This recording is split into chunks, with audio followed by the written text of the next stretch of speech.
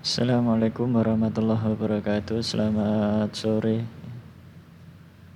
selamat malam ya, maaf. Selamat malam pada malam hari ini untuk mata kuliah online kita. Ya, kita bertemu kembali dalam mata kuliah online pemrograman desktop enterprise. Nah, untuk kesempatan pada sore hari ini, malam hari ini kita sudah masuk di pertemuan ke-12 ya. Nah, untuk pertemuan ke-12 di sini saya masih melanjutkan pembahasan dari form penjualan kemarin ya. Nah, untuk pembahasan form penjualan kemarin, nah, di sini saya akan menyampaikan materi terkait lanjutannya dari form penjualan, di mana kemarin Anda sudah membuat desainnya. Nah, sekarang ini kita akan melanjutkan untuk pembahasan di fungsi tambah data ke dalam data grid view.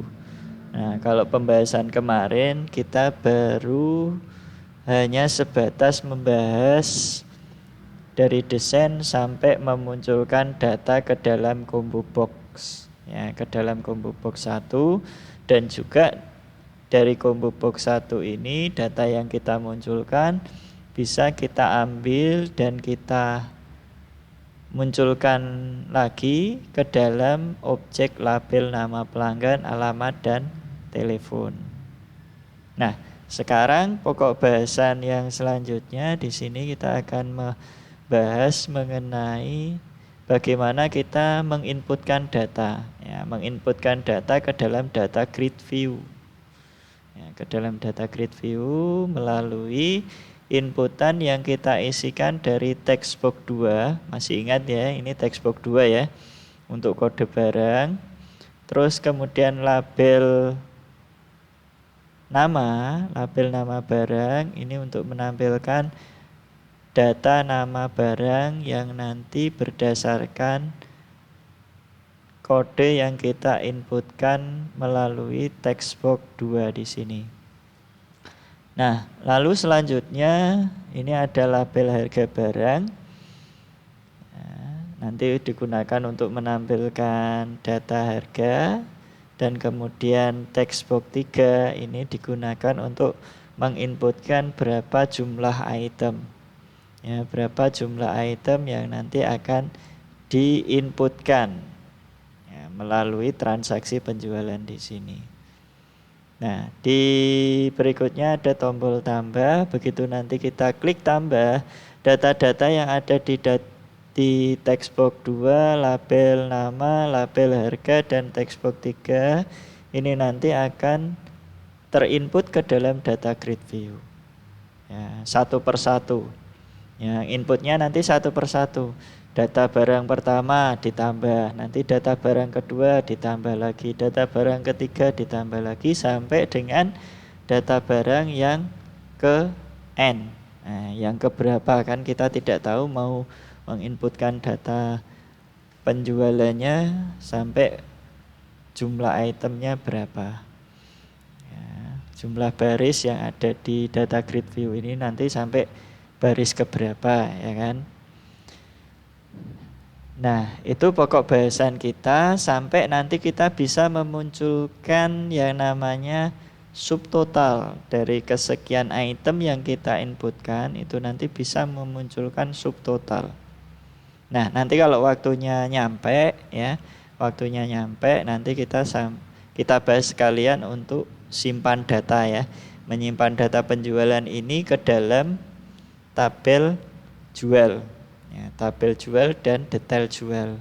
Jadi nanti gini, yang tersimpan di dalam tabel jual itu adalah mulai dari LBL nomor jual, combo box 1, tanggal, jam, kemudian admin, kemudian jumlah itemnya ya, jumlah itemnya yang terdata di dalam data grid view ini. Kemudian yang berikutnya ada subtotal. Sama ada lagi ya, jumlah bayar, nominal bayar, dan nominal kembali. Itu nanti yang tersimpan di dalam tabel TBL jual kemarin. Nah, yang ada di dalam data grid view 1 ini nanti data-datanya akan terkirim atau disimpan ke dalam tabel detail jual beserta nomor jual yang ada di label nomor jual di sini. Itu nanti akan tersimpan ke dalam ini ya namanya, ke dalam tabel detail jual. Nah, oke, sekarang kita bahas di sini ya. Nah, sebelum kita bahas, saya tunjukkan dulu project yang nanti akan kita gunakan seperti project sebelumnya ya. Tetap kita gunakan, yaitu project penjualan barang. Nah, ini desainnya bisa terlihat di layar ya. Bisa terlihat di layar monitor ya. Nah, ini desainnya. Nah, dari desain ini kemarin yang sudah Anda buat ya, yang sudah Anda buat, sekarang kita lanjutkan. Kita lanjutkan yaitu untuk menambahkan kode program. Nah, kemarin kita baru sampai di kode program. Nah, muncul kode pelanggan sama combo ya, combo box 1 ya, combo box 1. Nah, sekarang kita akan masuk ke prosedur sub nomor otomatis ya, ke prosedur sub nomor otomatis. Nah, di sini nanti prosesnya adalah seperti ini. Nah, kalau kemarin ini ada errornya, ini not declared. Oh ya.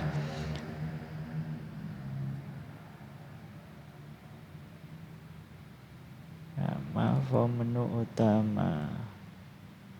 Oh ini ya. Nah, ini untuk data adminnya ya, untuk data adminnya. Oke. Yang di tombol simpan, button simpan, ini saya kasih tanda komentar terlebih dahulu. Ya, saya beri tanda komentar terlebih dahulu supaya nanti tidak ada error ya. Nah, di sini nanti tampilan project kemarin ya, programnya sudah bisa kita jalankan. Nah, ini nanti muncul. Nah, sebenarnya di sini ya, sekali lagi sebenarnya untuk admin, kenapa tadi error? Karena ada bagian dari sistem yang akan kita gunakan untuk menampilkan data admin. Jadi karena ini user login-nya ya, yang login siapa itu nanti akan terlihat di sini di form penjualan ya. Maka di sini kosong karena saya tidak memulai dari login kemudian membuka form penjualan ini dari menu utama, tidak, tetapi di sini langsung saya eksekusi, saya running, sehingga di kolom admin di situ terisi 0 atau kosong ya. Ya, tidak ada nilai datanya. Nah, kemarin kita baru membahas terkait dengan ini ya. Kita menampilkan data, ya, menampilkan data kode pelanggan yang ada di dalam tabel pelanggan, kemudian kita tarik dan kita munculkan ke dalam objek combo. Ya, ini objek combo box 1. Nah, sedikit kita ulas kembali ya, sedikit kita ulas kembali terkait dengan menampilkan data ke dalam combo box, yaitu pada prosedur form load ya, pada prosedur form load, pada saat form transaksi jual ini load ya, dia akan memanggil prosedur yang namanya muncul kode pelanggan. Ya, muncul kode pelanggan. Nah, prosedur inilah yang nanti akan memunculkan data-data dari tabel pelanggan. Nah, prosedur ini yang mana? Prosedurnya adalah ini. Sub muncul kode pelanggan. Ya, sub muncul kode pelanggan. Yang mana di dalamnya ada perintah untuk menampilkan. Ya, perintah untuk menampilkan data-data dari tabel pelanggan.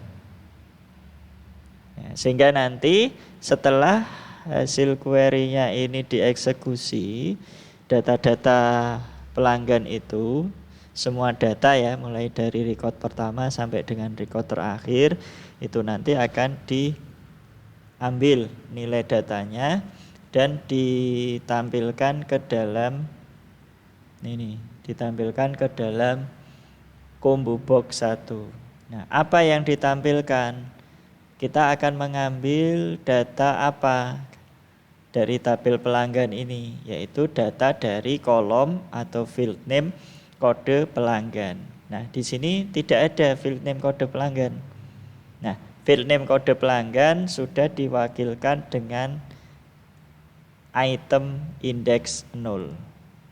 Nah, kecuali kalau misalkan kita mau menyebutkan nama fieldnya, ya di bagian RD ini kita buat seperti ini. Jadi tanda seru KD pelanggan. Ya. Nama fieldnya ini ya, KD pelanggan ya. Kita pastikan dulu. Kita buka localhost PHP admin-nya. Ya, apakah benar nama field yang ada di kolom kode pelanggan itu di tabel pelanggan ya. Nama fieldnya KD pelanggan. Nah, kita cek di database penjualan tabel pelanggan. Kita lihat strukturnya. Nah, benar ya. Nah, KD underscore pelanggan. Nah, di sini KD underscore pelanggan. Nah, sehingga nanti kalau misalkan kita mau menggunakan nama field, cara penulisannya seperti ini. Tapi kalau kita mau menggunakan item index, ya di sini dot item. Ya, item berarti kita disuruh mengisikan nilai indeksnya. Nilai indeksnya berupa integer. Ya, integernya adalah indeks 0, itemnya. Ya, kalau kita lihat di strukturnya di sini urutan 1. Tapi kalau secara indeks, ya secara indeks urutan atau katakanlah seperti tab index, ya, bukan indeks di dalam ini ya, primary key bukan ya, tetapi indeks dalam artian di kode program ini adalah urutan, bukan indeks primary key atau indeks unique atau yang sejenisnya, bukan, tetapi di situ yang dimaksud adalah urutan. Nah, kalau urutan indeks itu dimulai dari 0, tapi kalau urutan abjad itu mulai dari 1 ya. Nah, di sini meskipun urutan pertama, kalau di urutan pertama berarti indeksnya adalah indeks 0. Kalau kita mau menggunakan statement item. Tapi kalau kita mau menggunakan statement tanda seru, ya kita harus menyebutkan nama fieldnya, KD pelanggan. Nah, sehingga nanti di sini yang muncul di dalam combo box 1 adalah data-data dari field kode pelanggan. Field kode pelanggan. Aduh. Sebentar, ini koneksinya putus ya, saya coba sambungkan kembali.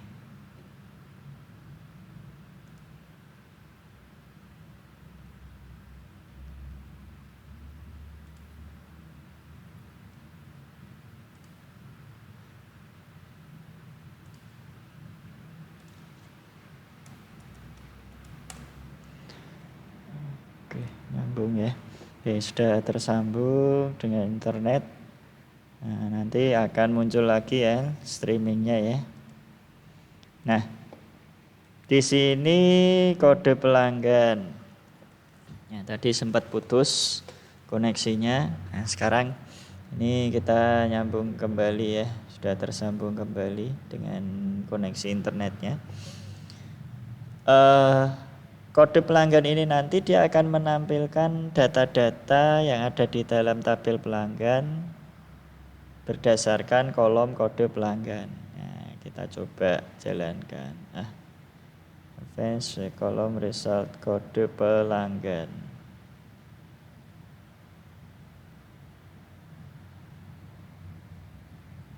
Jadi tidak bisa ya, karena di sini tidak ada.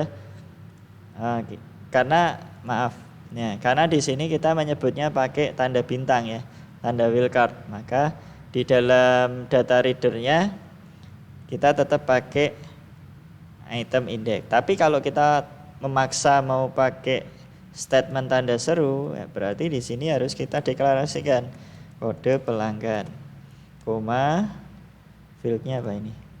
Nama ya, koma, nama pelanggan.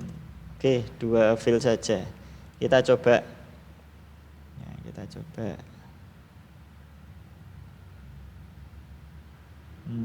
Tetap tidak mau ya.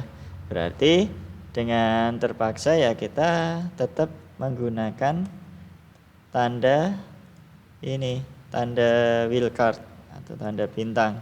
Select bintang di sini kita menggunakan item index 0. Oke.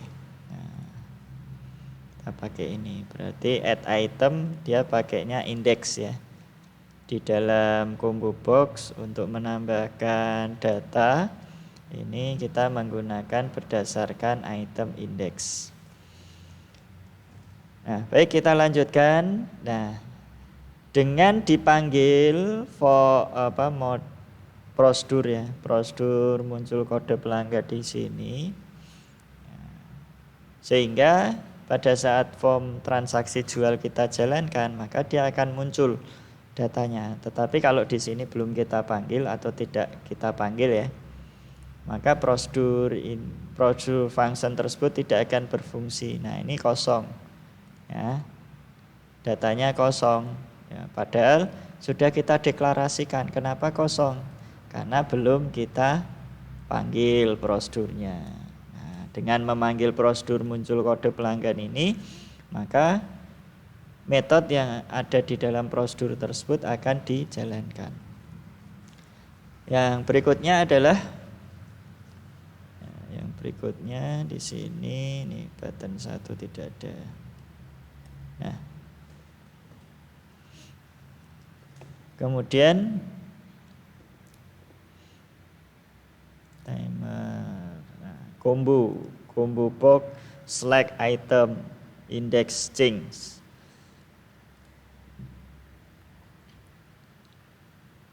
Nah, ini nanti yang akan kita gunakan supaya di dalam objek combo box ini begitu kita pilih ya select index change ya, select index change ya, item-item index yang tadi kita munculkan di dalam combo box 1 itu dari tabel pelanggan, indeks yang kita pilih indeks keberapa di situ, select index change ya, kita pilih misalkan P0010.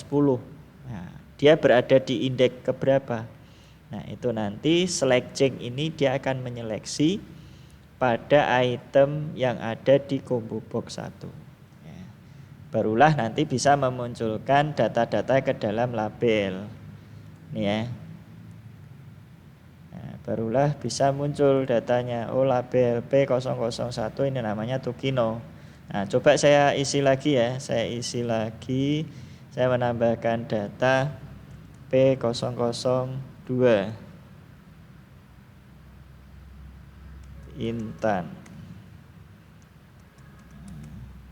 alamat Jalan Duku, telepon 12412345678. Ya, saya tambahkan P003 Indra Jalan Amarta 024 12345 876. Nah, saya kirim. Jadi nanti di sini datanya ada 3 record ya. P001, P002, P003. Nah, ini saya tutup dulu. Kemudian saya running lagi. Nah, maka di sini nanti akan muncul. Nah, ini tadi Tugino P001, P002 Intan, P003 Indra, ya kan? Dia akan berubah-ubah sesuai item indeks yang kita pilih dari objek combo.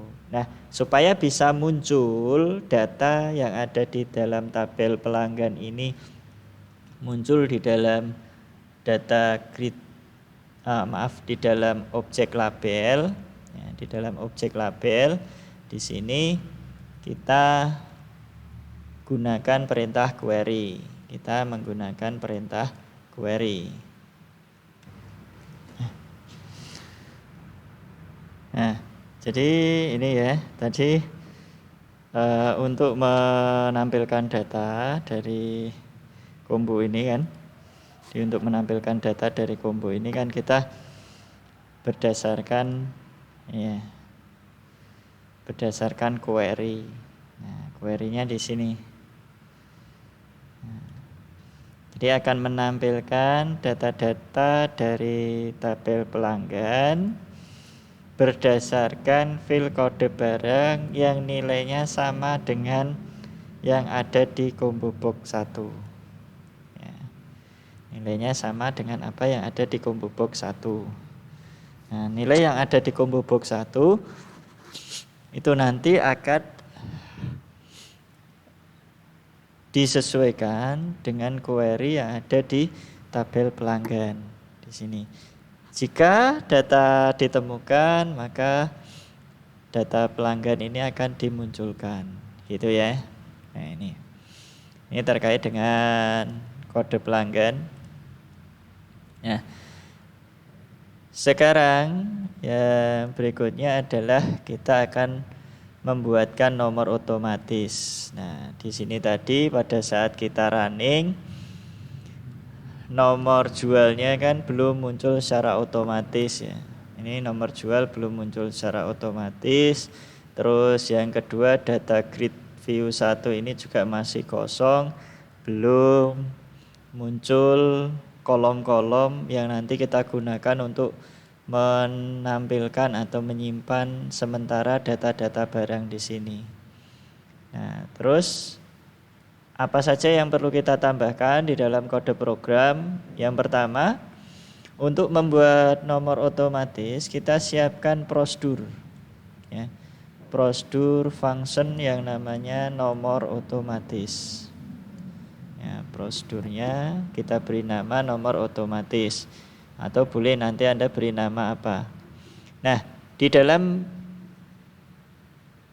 membuat nomor otomatis di sini, ya, pembuatan nomor otomatis ada logika sistem yang kita gunakan, di mana kemarin saya sudah menjelaskan ya, terkait dengan nomor otomatis. Formatnya apa? Nah, formatnya adalah J, kemudian tanggal sekarang, bulan sekarang, tahun sekarang, kemudian 3 digit nomor urut. 3 digit nomor urut.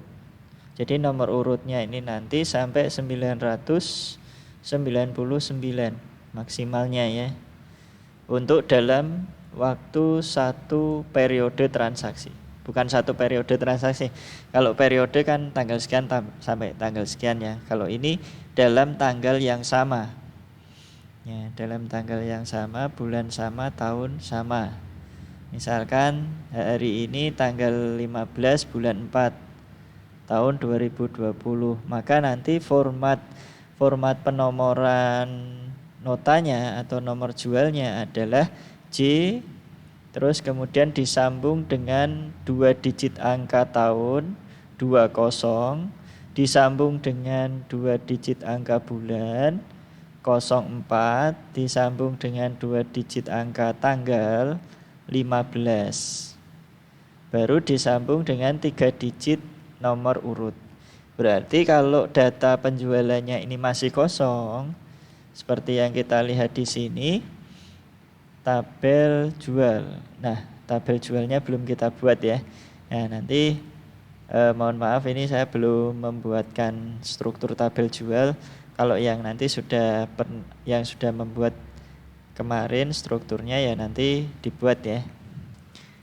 Nah, seperti yang di struktur tabel di sini ya. Nah, nomor jual.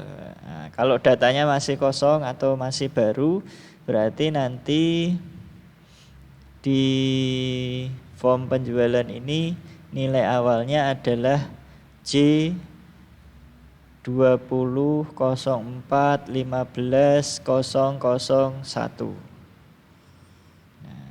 Kalau sudah ada datanya di tanggal 15 ini, nah berarti nanti nomor urut berikutnya adalah 002, 003. Nah, kalau berganti tanggal, maka nanti nomor urutnya kembali lagi ke 001, ke 001 ya. Kembali ke 001. Nah, ini jadi jika ditemukan else-nya ini jika ditemukan maka nanti dia akan melakukan proses perhitungan nomor urutnya. Ya, nomor urut. Nah, di sini jumlah digit ya, jumlah digitnya ada 10 digit ya. Ada 10 digit. Tapi kalau di dalam fungsi write di Microsoft Visual Basic.net digitnya ini indeks ya, berdasarkan indeks mulai dari 0 sampai dengan 9 ya. Jadi digit ke 10 ya, digit ke 10 indeksnya adalah 9. Sehingga pada indeks ke 9 akan selalu bertambah 1. Akan selalu bertambah 1. Nah, ini saya bukakan contohnya ya. Ya kemarin. Nah, ini kalau kita hitung itu ada 10. 1 2 3 4 3 4 5 6 7 8 9 10 ya. Ada 10 digit. Nah, berarti kalau mulai dari 0 0 1 2 3 4 5 6 7 8 9. Nah, maka di sini untuk penambahannya penghitungannya adalah indeks ke-9 selalu bertambah 1. Berarti angka paling akhir itu nanti akan selalu bertambah 1. Dan digit yang di depannya dia akan mengakumulasi. Ya, bertambah terus ya. Kalau misalkan sampai ini ya, contoh ini sampai 20. Nah, ada transaksi lagi maka nanti 21. Kalau di sini sudah menjadi angka 9, ya menjadi angka 9, maka nanti dia akan di depannya akan berubah jadi 3, angkanya kembali 0. Nah, jadi 30. Nah, seperti itu ya. Ya, membuat nomor urut lah, seperti membuat nomor urut. Nah, sehingga nanti untuk variabel urut kode nilainya akan ditampilkan ke dalam LBL nomor jual. Ya, LBL nomor jual. Nah, prosedur nomor otomatis ini kalau belum kita panggil di dalam prosedur form load, nah form loadnya mana ini ya, belum kita panggil, maka sampai kapanpun nilai dari LBL nomor jual ini akan selalu kosong atau terisi teks LBL nomor jual. Nah, coba ini saya buatkan tabelnya dulu ya. Saya membuat tabel jual dulu ya. Dalam database penjualan ini saya tambahkan TB jual. Jumlah kolomnya ada 9 ya, ada 9. Nah, 9.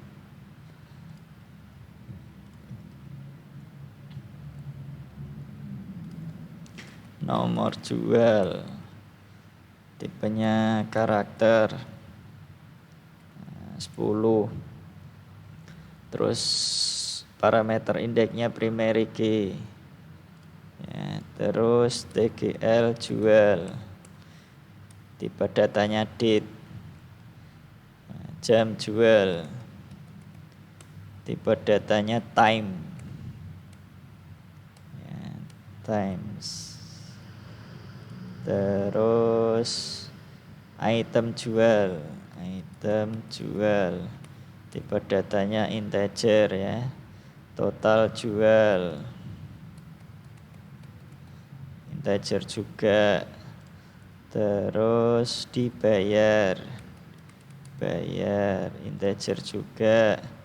Kembali, ini juga integer. Terus kode pelanggan, kode admin. Saya samakan ya, pelanggan, tipenya karakter. Nah, tipenya karakter, size-nya 10 ya, terus kemudian admin. Nah, kemarin di tabel user ini strukturnya misalkan ini ya, username ya, username karakter 20. Nah, kalau sudah ini saya simpan, kemudian saya buat satu tabel lagi ya, saya buat satu tabel lagi namanya TB jual, detail jual ya, detail jual.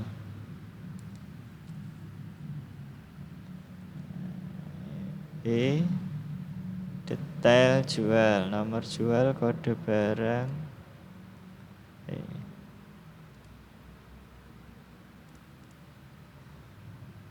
Ada 6. Ada 6 field.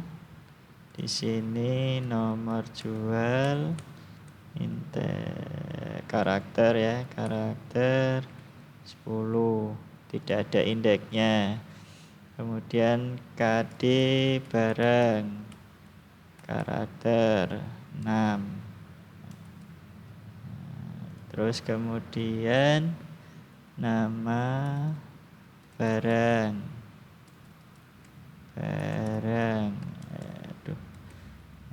karakter 50. Terus harga jual barang, integer ya tipenya. Terus jumlah jual, nah ini juga integer. Terus terakhir adalah subtotal. Nah, oke, kita sudah membuat tambahan 2 tabel di dalam database penjualan ya. Nah, tadi tabel jual dengan strukturnya seperti ini, tabel detail jual strukturnya seperti ini. Oke, kita kembali ke sini tadi ya. Supaya nomor nota jual itu bisa muncul, maka kita panggil call nomor otomatis. Kita panggil prosedur nomor otomatis. Nah, ini ya, prosedur nomor otomatis. Ini bukan TBL ya, nanti biar tidak salah, ini saya ganti TB jual.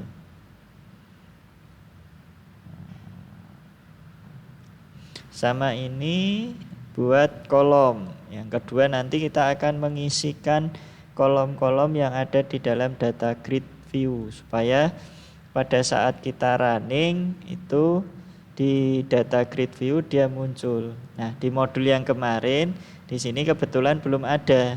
Nah, pada private subform jual load itu baru memanggil dua prosedur, yaitu muncul kode pelanggan sama kondisi awal. Nah, sekarang nanti Anda tambahkan ya, Anda tambahkan call nomor otomatis dan call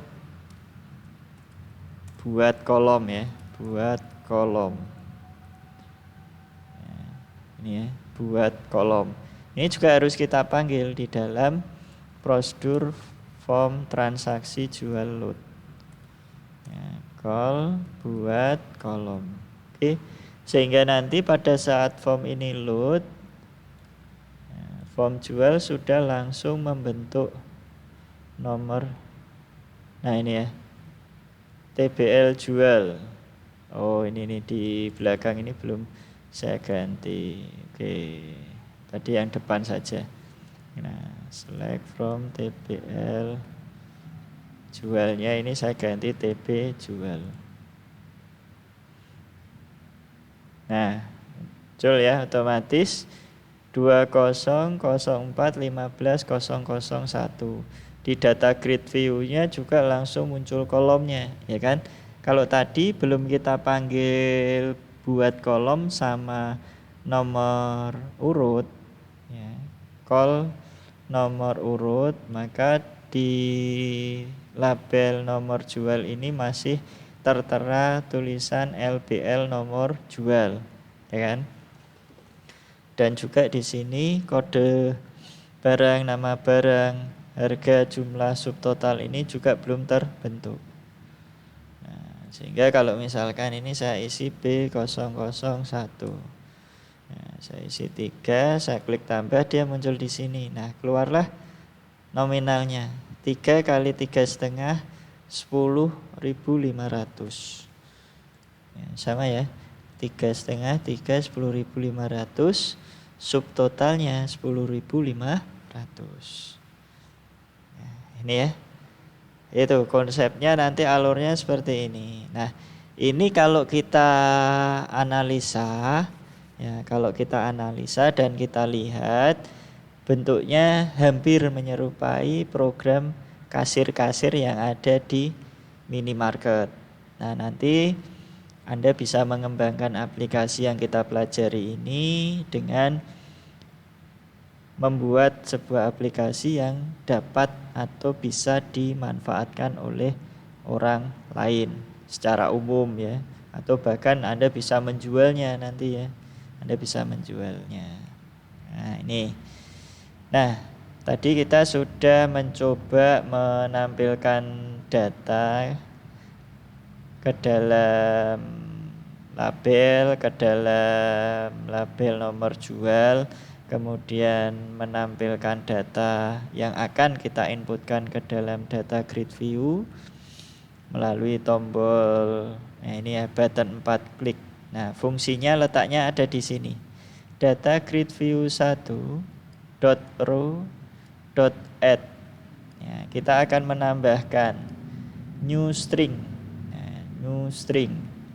Nah, stringnya diambilkan dari textbox 2 .text, kemudian LBL nama barang .text, LBL harga barang .text, kemudian textbox 3 .text, dan juga untuk subtotalnya dihitungkan dari LBL harga yang dikonversi ke bentuk angka dengan menggunakan perintah value lah.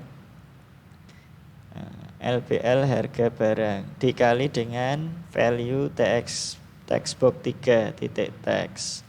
Nah, tanda kurung kurawal ini merupakan kurung kurawal penutup dari string ya, new stringnya, sehingga pada saat diklik tombol 4 itu yang mana? Tombol 4 itu yang ini, tombol tambah. Nah, begitu diklik tombol tambah akan memunculkan atau menambahkan item yang kita isikan dari ini textbox 2, label nama barang, label harga barang dan text box 3. Sehingga nanti dia muncul nilainya di sini ya. Nah, keluarlah subtotal. Nah, subtotal ini bisa muncul pada saat kita panggil prosedur rumus subtotal. Nah, di sini ada prosedur rumus subtotal yang mana dia metodenya adalah akan menghitung jumlah data ya, jumlah nominal subtotal yang ada di kolom keempat. Nah, kolom keempat ini kolom mana? Kolom keempat ini adalah kolom untuk subtotal. Nah, kalau kita hitung 1, 2, 3, 4, 5. Nah, di sini 5.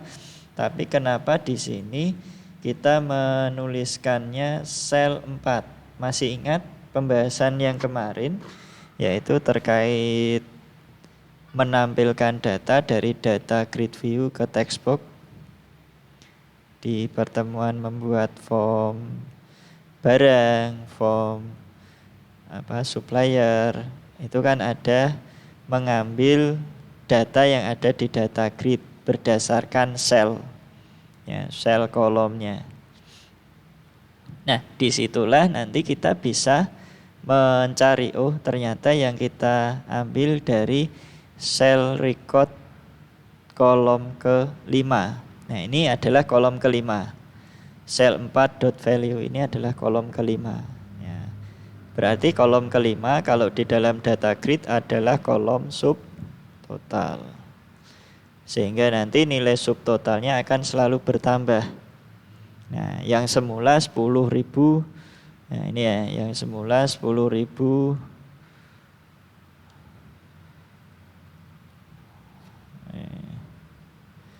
saya hapus kayak ini. Yang semula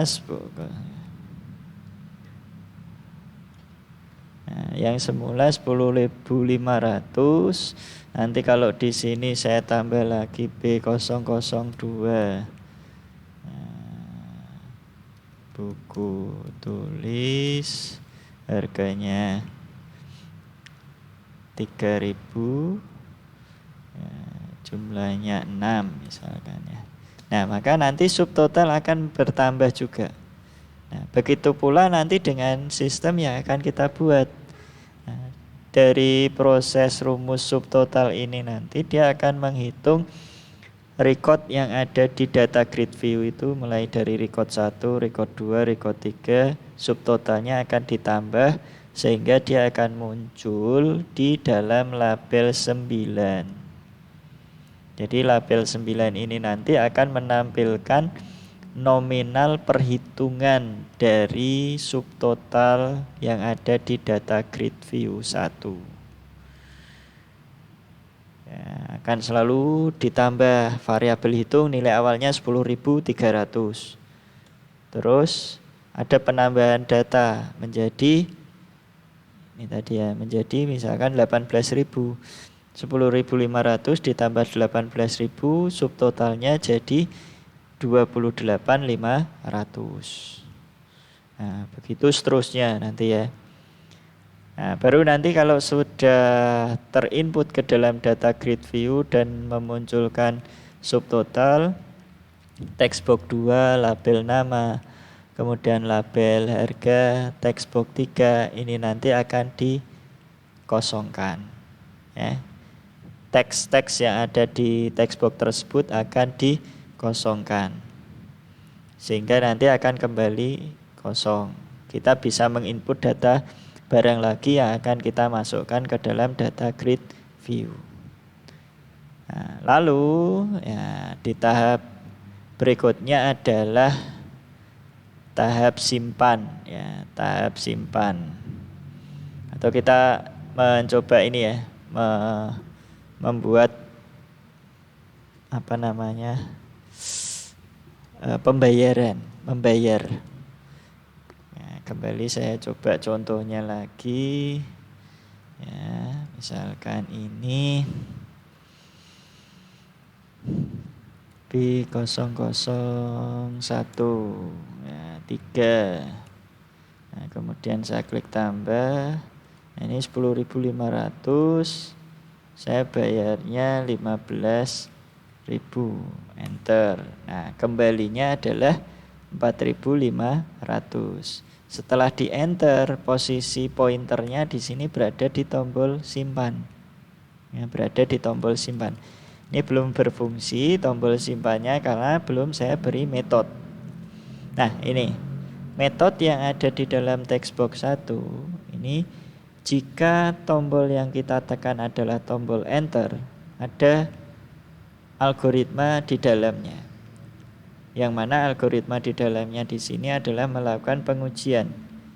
Jika nilai textbox 1 itu kurang dari atau lebih kecil dari nominal yang ada di label 9. Katakanlah di label 9 itu tadi 10.500. Nah, di kolom pembayaran saya inputnya 10.000. Berarti kan di bawah dari nominal label 9.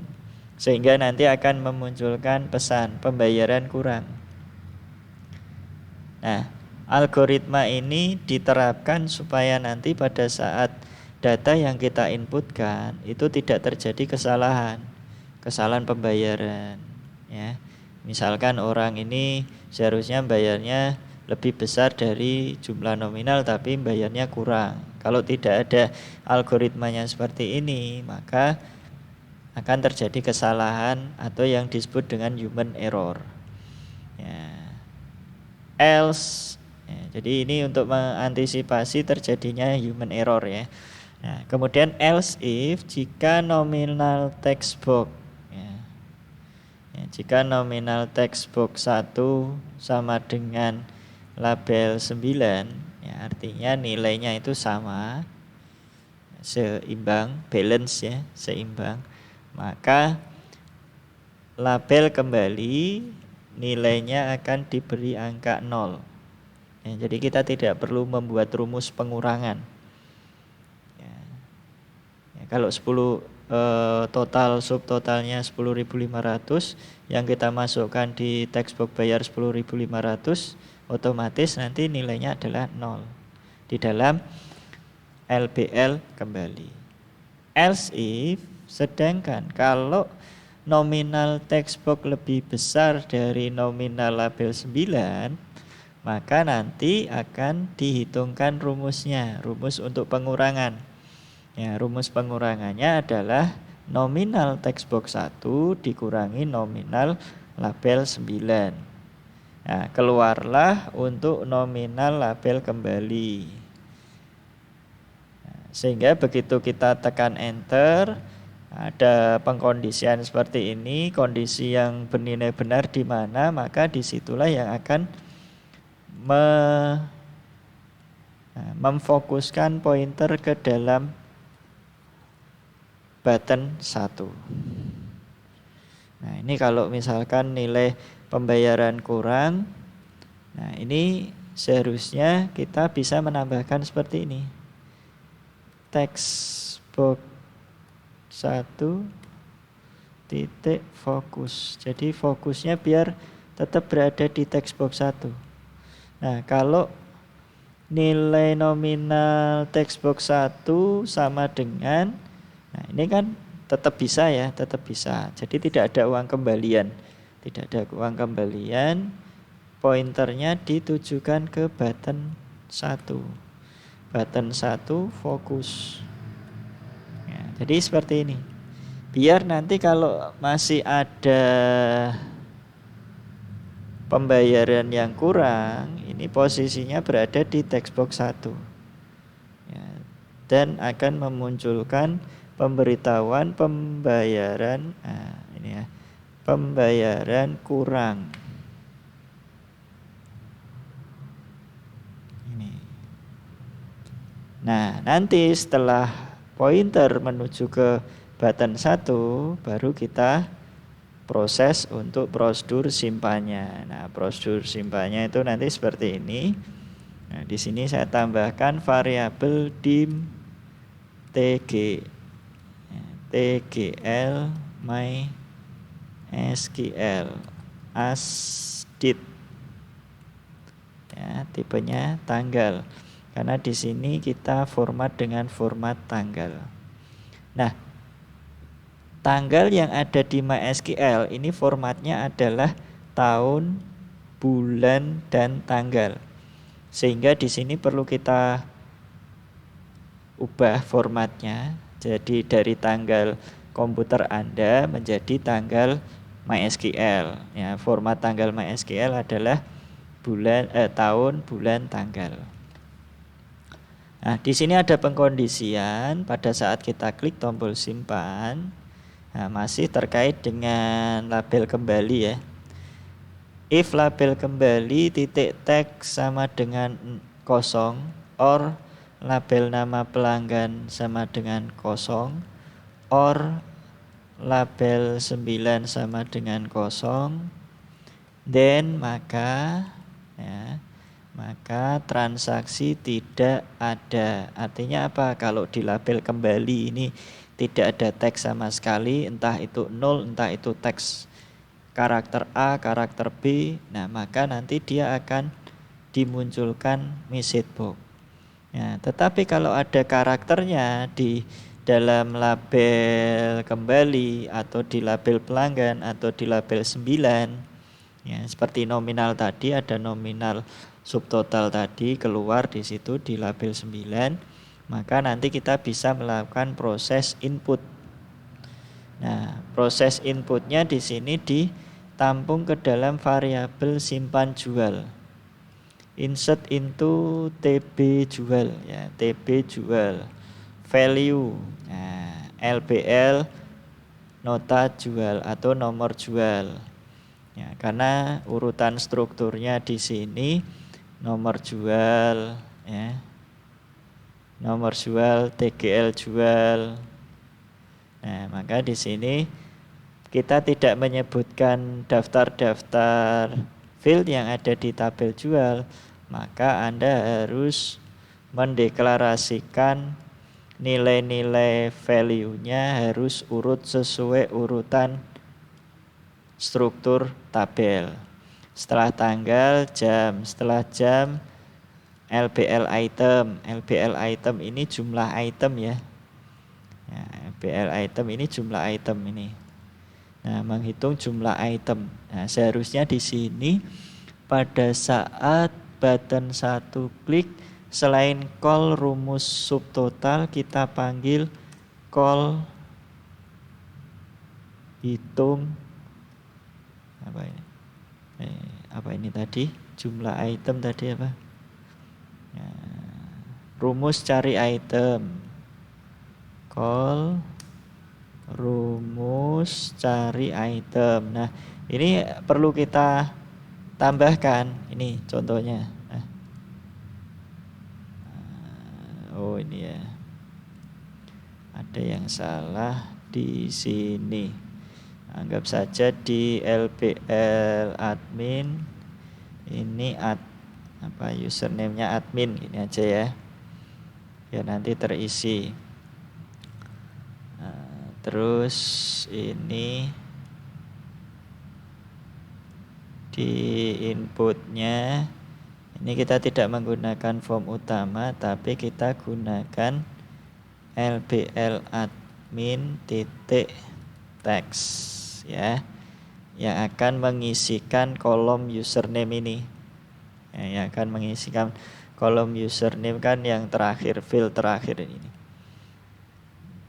Ini field kode pelanggan. Ini untuk field kembali ya. Terus kemudian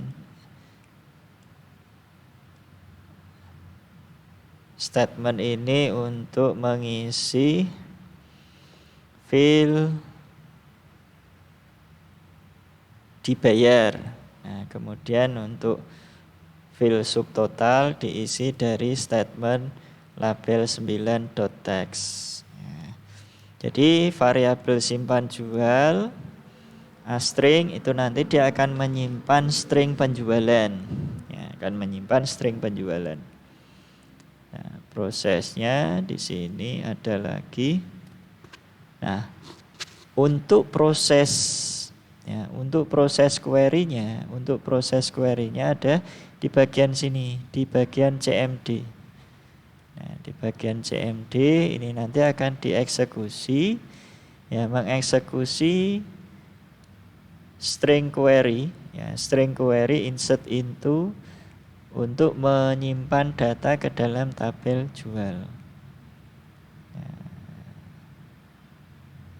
Begitu transaksi selesai disimpan, maka nanti akan memunculkan transaksi telah berhasil disimpan. Nah, yang baris pertama ini dia menyimpan ke tabel jual. Nah, di tabel untuk menyimpan ke dalam tabel detail, di sini kita menggunakan perulangan. Perulangannya mulai dari baris ke-0, ya. Karena di dalam record di data grid view ini mulai dari 0, ya, baris 1, ya, tapi indeksnya indeks 0. Itu data grid view row count, jumlah baris dikurangi 2. Jumlah barisnya dikurangi 2. 2 tadi adalah nilai awalnya. Nilai awal untuk judul kolom dan nilai untuk data, ya, untuk datanya, ya, berarti setiap kali ada input data pasti di bawah ada baris kosong, ya, ada baris kosong lagi beserta judulnya, sehingga di sini dikurangi 2. Nah, baru diinputkan ke detail jual. Nah, ini juga sama urutannya, menyesuaikan dengan urutan data yang ada di dalam tabel detail jual, urutan kolomnya, ya, urutan kolomnya. Nah, kalau sudah tersimpan record 1 selesai, nanti ini akan diulang. Nah, setelah proses simpan berhasil, maka nanti di sini akan memanggil kondisi awal. Nah,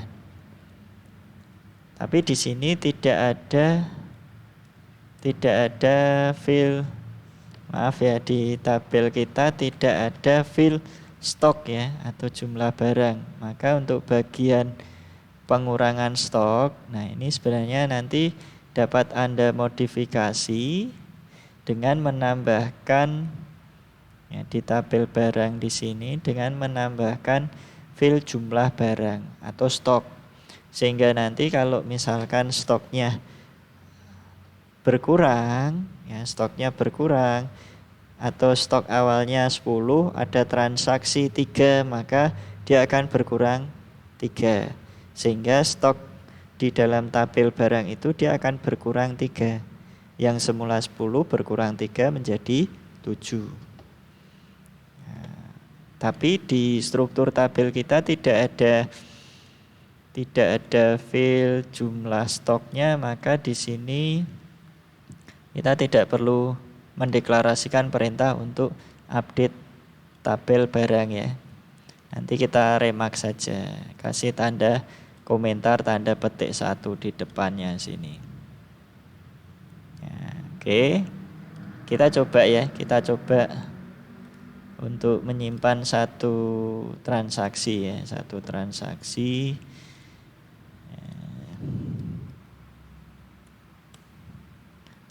kemudian ini kita tambah. Nah, ini, ya, itemnya 3. Kalau misalkan tadi saya ngisi 5, di sini jumlah itemnya 5. Misalkan 15.000. Nah, kita simpan. Ada kesalahan. Must be close first. Oh ya, CMD-nya di sini belum kita close, ya. CMD ini belum kita close karena di sebelumnya masih terbuka, ya. CMD-nya masih terbuka. Nih, ya, CMD ini masih terbuka. Jadi CMD readernya ini harus kita close terlebih dahulu.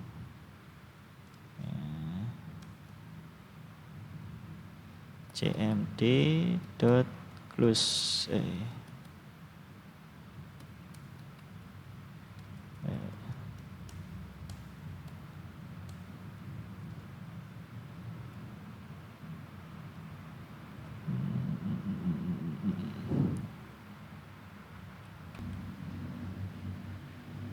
Oke ya, tadi saya sudah menambah tadi errornya pada bagian sini ya. Jadi sebelum MySQL command ini dieksekusi, kita harus mengclose data reader terlebih dahulu. Jadi keterangannya adalah data reader may be closed first. Ya, jadi harus kita tutup terlebih dahulu. Karena data readernya ini tadi sudah diinputkan ya di atas ya oke ya. Ya, jadi di sini tadi untuk simpannya ya, untuk simpannya kita close dulu, baru nanti dia baru bisa memproses. Oke, sekarang kita coba ya, kita coba input data lagi. Tadi saya sudah menginput 1. Untuk uji coba tadi sudah saya input 1. Nah, sekarang kita di sini nomor urutnya menjadi 002. Kita coba lagi. Nah, B001 jumlahnya 2.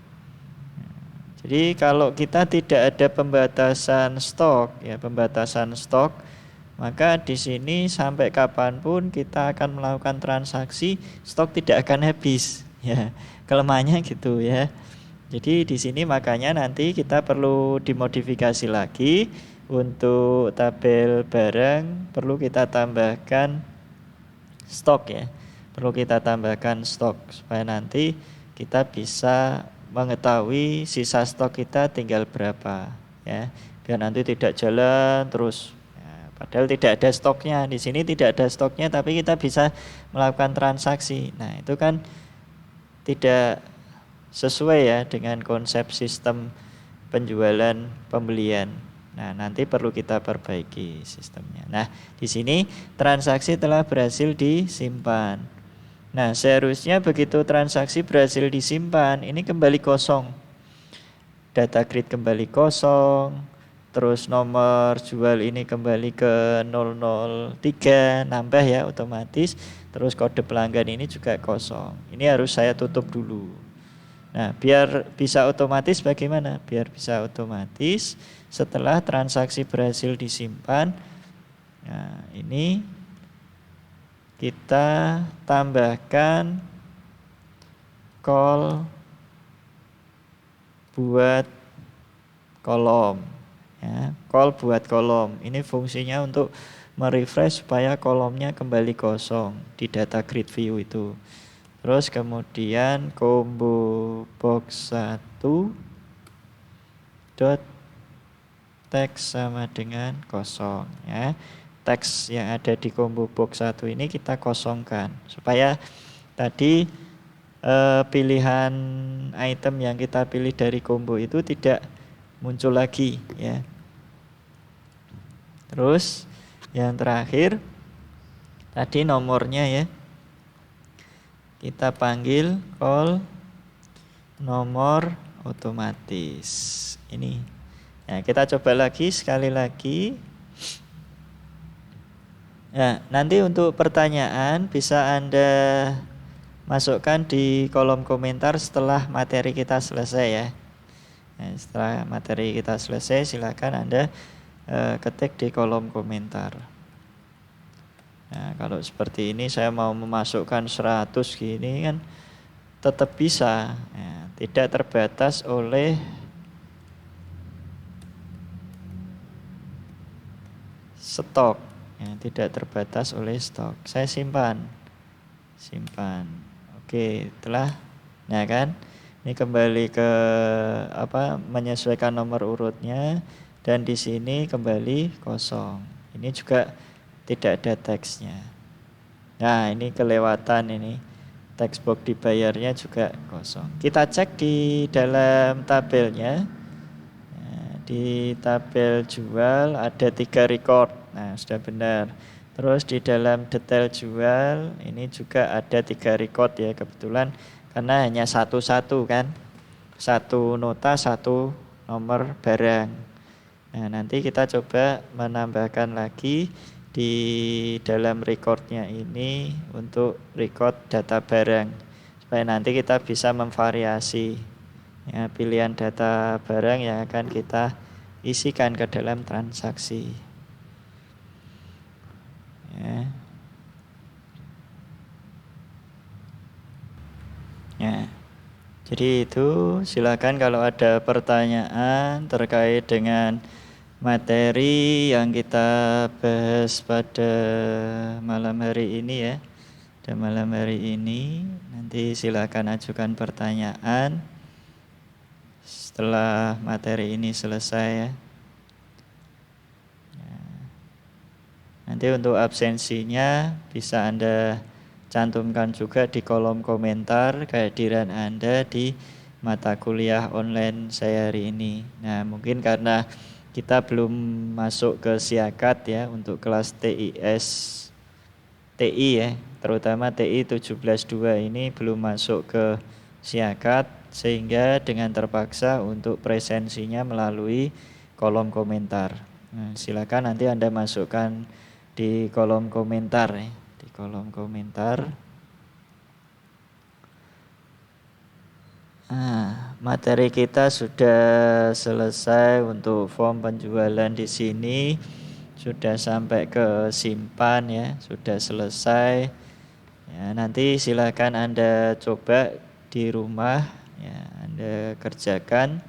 Apabila ada kesulitan terkait dengan materi yang kita bahas pada sore hari ini, Anda bisa sampaikan melalui kolom komentar di link YouTube saya ya. Saya kira untuk pertemuan pada malam hari ini saya akhiri dulu ya. Semoga materi kita pada malam hari ini bermanfaat ya, tetap jaga kondisi, jaga kesehatan Anda, tetap gunakan masker pada saat bepergian atau keluar dari rumah sesuai dengan anjuran pemerintah ya. Dan untuk selanjutnya nanti kita akan bertemu kembali di pertemuan berikutnya ya, pertemuan selanjutnya yaitu pertemuan ke-13 ya, minggu depan insya Allah kalau masih ada kesempatan. Saya kira itu dulu untuk materi kita pada malam hari ini. Selamat malam, saya akhiri. Wassalamualaikum warahmatullahi wabarakatuh.